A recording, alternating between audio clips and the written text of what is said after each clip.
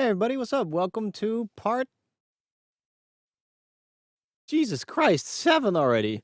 That's insane. So 7 meaning that's the last part of this whole series again. I hope you've enjoyed it. Analog Obsession was the shit to work with. I definitely suggest you pick them up. It's like €5 or $5 per month, or you can pay it once and just get all the plugins from then over on patreon.com/analog obsession. And obviously, we were working with the very talented Stephen Alwire. The link of his work is in the description. I would really appreciate it if you would go and follow him and, talk to the guy, maybe do collaborations, things like that. Would be highly appreciated from my end. Now, regardless, let's go over this last episode. And but before we do that, make sure to like, make sure to write a comment, and subscribe if you haven't done so already. YouTube's changed its algorithm. If you click dislike, then you will never see my sporadic updates anymore. So make sure to click the little like button. It will really help out. All right. Anyway, let's listen to the before and then listen to the after.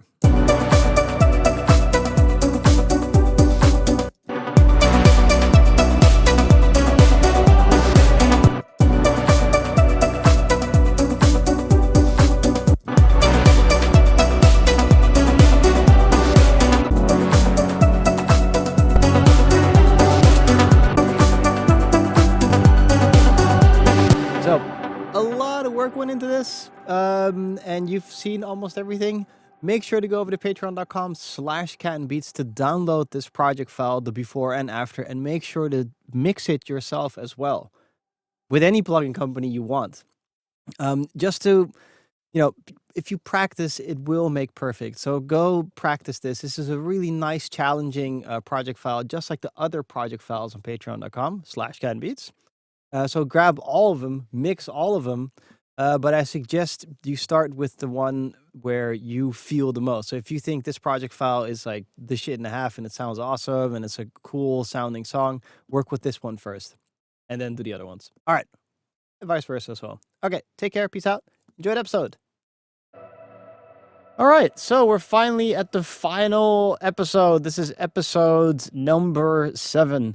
Now, I already went ahead and I mixed and mastered the whole track and I automated everything and I did the whole shibizzle. I recorded it, but my camera, unfortunately, and you've probably seen it through the series, just kind of cut out or like there are technical issues. So it's actually 2 months later and now I have a camera that works and the mic works and the software is stable again. A little bit of a annoyance there, but regardless, let's go over what happened in the song. So there's a couple of little add-ons that I put into the song to really make sure that the song moves over time. Because music is like art in motion. You can make like a stable, like little loop here. That's what we were mixing the whole time, this tiny little loop area. And when you zoom out, you have this whole song over time. And generally speaking, well, always, once you've mixed this little part, everything else doesn't really flow into the next part anymore. So you have to kind of automate it. You really find this with people that will, do this part. And then if you then listen back to the whole mix in general, you will then hear like the hi-hat suddenly going, and you're just like, whoa, dude, it'll sound great in this area. But then it doesn't need to be there in that area that loud. So generally speaking, what I suggest is once you've finished mixing, so you finished mixing this tiny little part and you've done all your automation and everything and yada yada, then you zoom out of the track, you let the whole song play back, and you simply write down everything that's annoying you. Once you've done that, you have a to-do list, which is very concise, and you just do those things. Now, those things are then generally just automation and making sure that your ear doesn't get misused by certain sounds. I can't use the R word anymore according to YouTube. Anyway, so let's actually have a listen to the track, and then once we had a listen to the whole song in total, I'll just open up everything and we'll just kind of skip through what happened in between and all those little things. And it's just kind of a recap, really. Now, all in all, before we listen, You can leave a like, you can leave a comment. It would be great and much appreciated. And you can also download this project file the way it was before. Now, I must warn you, it's a lot of harmonic mixing. So if your strength is not harmonic mixing, guess what? This project file will kick your butt and make sure that you start harmonic mixing. Really quite nice. Anyway, enough talking. Let's have a listen to what we came up with.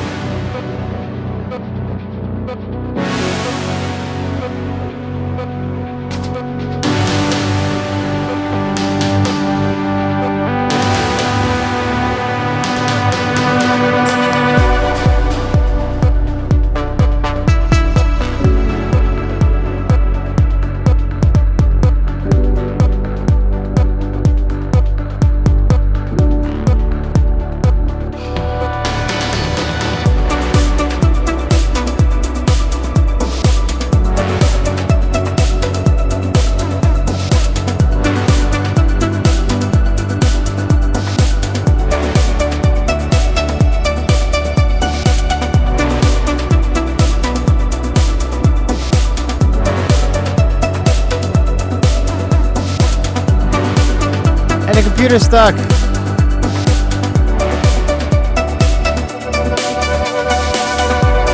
I have no more mouse. Yay. So welcome to Shut Up for a Second. So this shit has been going on the whole time. I have been mixing this track since fucking July. July. Can you believe that? It's like, I just want to showcase some little things, and it just breaks again. So I'll come back to you again. Fuck! Boy, oh boy, do I love this song. It's not the song, actually. It's just, there's a fun thing with Stefan and me.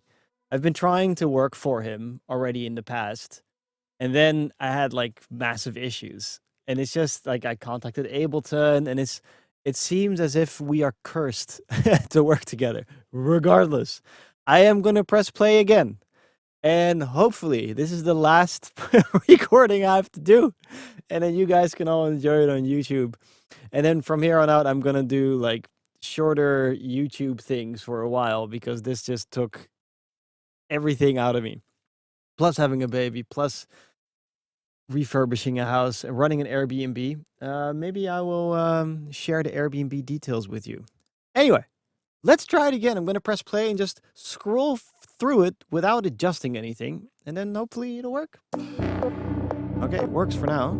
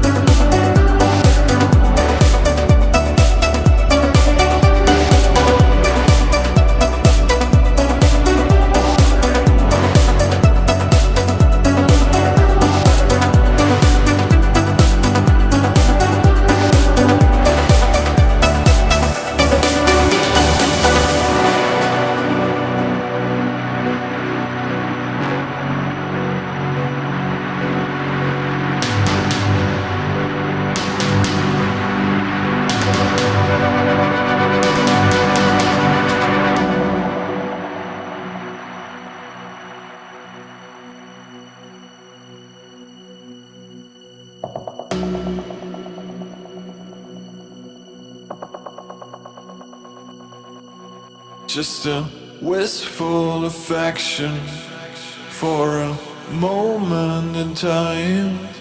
You are heavy on my mind. You are heavy on my mind. Just a wistful affection for a moment in time. You are heavy on my mind. You are heavy on my mind. Talk is gold.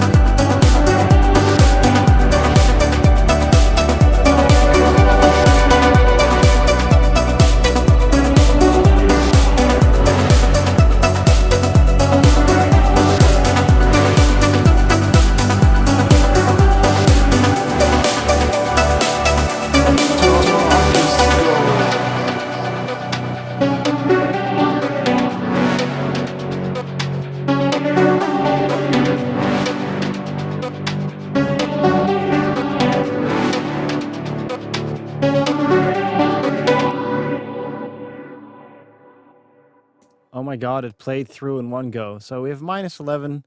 Good. Um, let's talk about the things that happened and the things that I haven't covered in the series yet. It is going to be the vocals. So with the original vocals, which you can find in the project file, you'll see that it was like 10 layers or something like that with lots of processing. And then I was thinking to myself, okay, let's take the concept of all that processing and let's simplify. So we have a channel V, which is basically driven to craziness because I wanted it to be more distorted. It's already tuned and everything. Personally, I would just re-record because there's some puss and pff and ks and things like that in there, which it's very difficult to get out. So that's what I would do. And then there's a Nectar 3 on there for harmony, which is unison. Right? Yes, unison because he wanted to have like really wide vocals. Wistful affection for a moment in time. Then we have automation that goes every single time he says time or affection or da, ba, 1, 2, 3, 4. That's where we have those things. Then we have a double coming in underneath both of them. This came after a when he said to me, I think the original vocals are thicker, and then I realized that I completely forgot to put in the -12 vocal, so that's there. We have a triple vocal. Yeah, so I'm not a fan of going +12 and making something sound like a chipmunk, so I kinda, like, spun that around and gave that its own little weird, phaser flanger thing, so it's just in the back. And then Lisa singing a fifth, which I guess is, a production buddy of his. Also completely in the background because we need this in the forefront and then we need the rest in the back. For a moment in time, you are heavy on my mind. It's just all the way in the back. I don't really care about that. The main vocal needs to be in the front. Okay, so that's that for the leads. Not too difficult if you just strip everything back. But if you look at the production and how much was put in there to begin with, it's like, whoa. You know, it's quite a lot. So it's really interesting to see that. And it's yeah, my train of thought is always how can I simplify instead of making things more complicated, which tends to help with mixing a lot. How can I simplify? Okay, then we have what else did we do? In the introduction, I did some automation, and the automation was on that kick drum. I kind of already started writing down top end automation, and there's automation. Basically, there's automation introducing this part. So going from here to there, there's automation just opening up filters and closing up filters. You can just simply listen and then you'll hear all the automation. And then if you have the project file, the finished one that I have here as well, which will be in one zip file, then you can go like, oh yeah, okay, he automated that. And the concept of it is you do not want to just slam in a hi-hat super loud, which sounds fantastic, you know, in the main part, but in the beginning, it just sounds a little bit weird to go chop chop. It's like whoa, calm the fuck down, you know. So personally, I still think there's a little bit too much top end coming in immediately. So I want to automate a little bit more, but I'm too scared to do it because, well, you've seen the amount of crashes I've had. We have this thing called rare, which I had boosted up to like 5 or something, but I put it back down to about 2, and I put that at 10. Oh no, 3 kilohertz there. Doesn't actually mean that it's 3, but regardless, I put it there. Then what else do we have? We have in the main drop. Oh my god, there's so much stuff in the main. Where the fuck did it go? Here, yeah. So we have this one. There's automation again. Where is it? I don't even know where it is. It's legato, so it's staccato. No, it's never mind. It's here. Bum bum bum.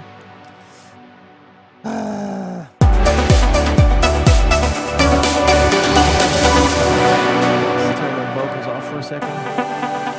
Okay, so basically we have this playing here, and then he starts to sing, and then here we have the stab synth, which sounds super cool, but it was extremely upfront. So what I did with this one was I automated the reverb to push it back, and again the EQ.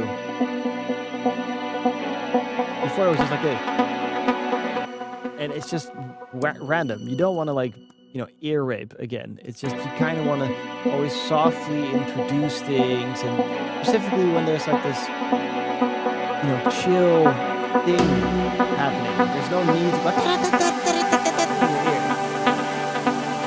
And you just push away.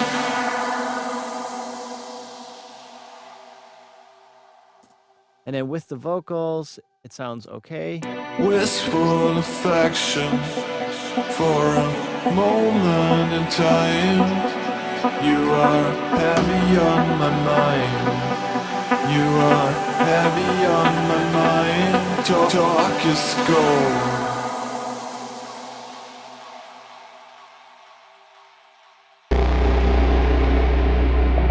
So here I added the sub in to make sure that the sounds super fat. Let me just check. Is this it? No. Where is the brown?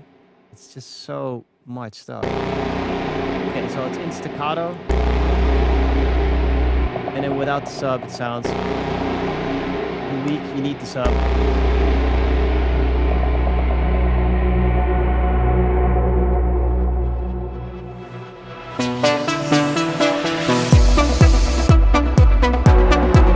Okay, so that's there. Then finally, like when everything comes together, what I found out at the end was that there is an extra sound. So there's an octave lower, which I never figured out. And it was only played in like a tiny little section, which made the counter melody sound very loud all of a sudden in only one little part. So I started EQing this like a madman because there's so much going on, I didn't even see that there was an octave lower, which is right below it. So this time I made it red. I've adjusted it so that it just stays to play the chorus.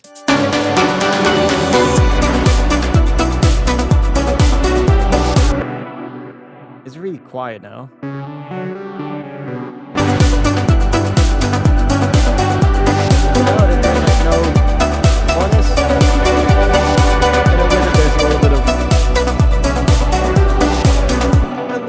Extra love there.